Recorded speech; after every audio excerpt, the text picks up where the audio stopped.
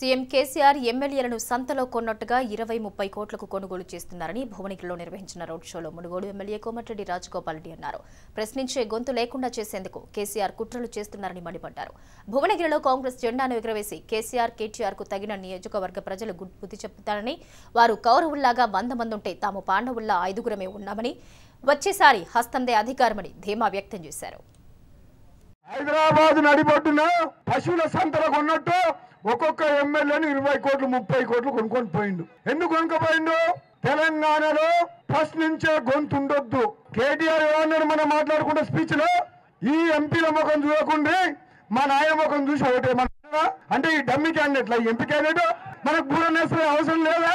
మరి ఇంకెందుకు గుర్తాన్ని కోమటిరెడ్డి వెంకటరెడ్డికి చేయి గుర్తు మీద ఆయన ముఖమే అవసరం లేదట. బూరనేసే ముఖం చూడొద్దని చెప్పి కొడుకే చెప్పిండు కేటీఆర్. ఇక కోమటిరెడ్డి వెంకటరెడ్డికి ఓటేమని చెప్పినట్టే కదా.